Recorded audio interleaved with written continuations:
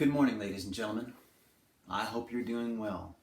In our last video, we saw how the Nazis established a system of indoctrination, laws, and ideas about the superiority of the Aryan race. They scapegoated the Jews, made them second-class citizens. They also tested violence during the night of the broken glass. However, Kristallnacht was just the beginning. As Hitler moved eastward, his plans changed. So they created concentration camps. Now, concentration camps are nothing new. The first concentration camp was located at Dachau, outside of Munich, and that was in 1933. In fact, a system of concentration camps had emerged. Places like Ravensbrück, Bergen-Belsen, and Buchenwald became centers of misery, experimentation, and work.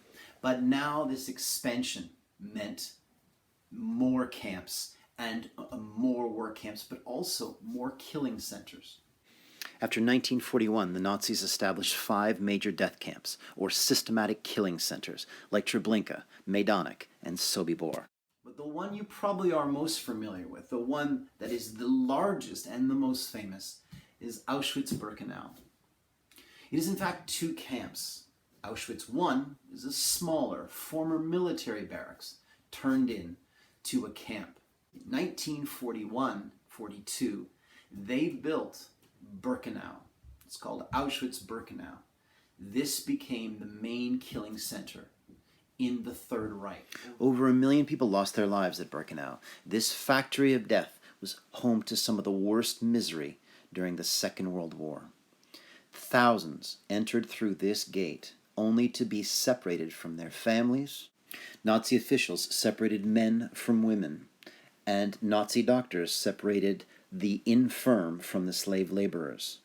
Those deemed not fit to work were sent straight to the gas chamber. Here they were marched to the gas chamber. They were told that they were being disinfected or into a communal shower. They were told to disrobe and make sure they remember where their clothes were, so that after the shower, they could get their clothes and their belongings. Of course, this never happened. They were herded into a large gas killing center where Zyklon B gas, little pellets, were dropped from the ceiling into the chamber.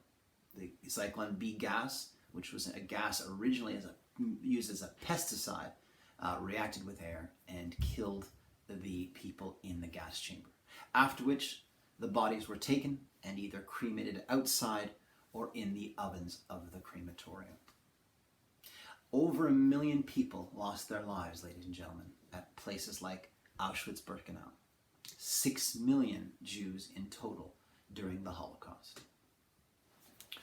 The Holocaust, and I hope you do take the opportunity to go onto YouTube or Netflix and to or read, here's a good idea, read about it, because it is, to me, one of the most fascinating and important areas of history I think we can study.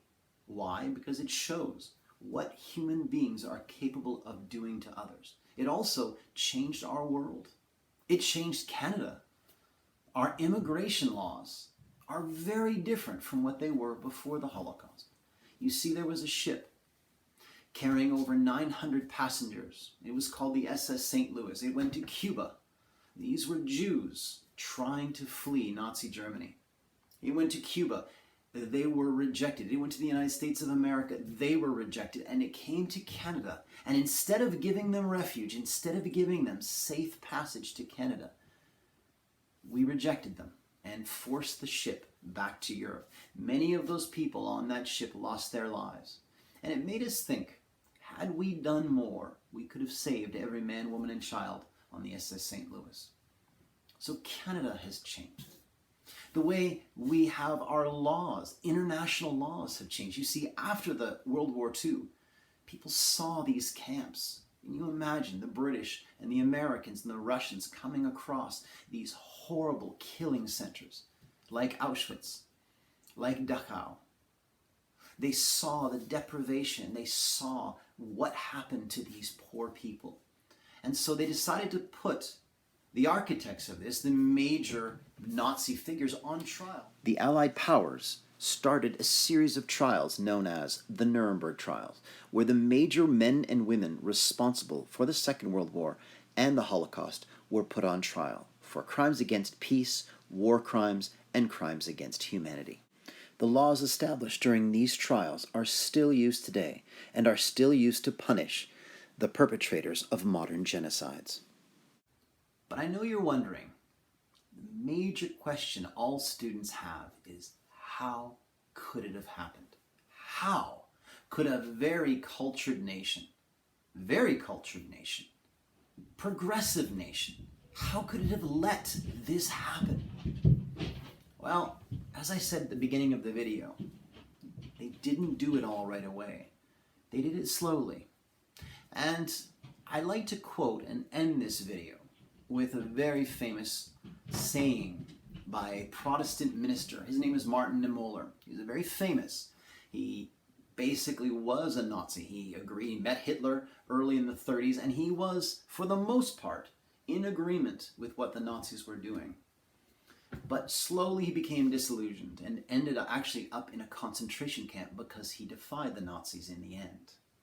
And he said this: "First they came for the communists, and I didn't speak out because I wasn't communist. Then they came for the trade unionist, and I didn't speak out because I wasn't a trade unionist. And then they came for the Jews, and I didn't speak out because I wasn't a Jew. And when they came for me, there was no one left to speak out." So, ladies and gentlemen, I do hope you look at this with sensitivity. I do hope you do internalize the lessons that the Holocaust provides. And remember, study hard, don't panic, and be well.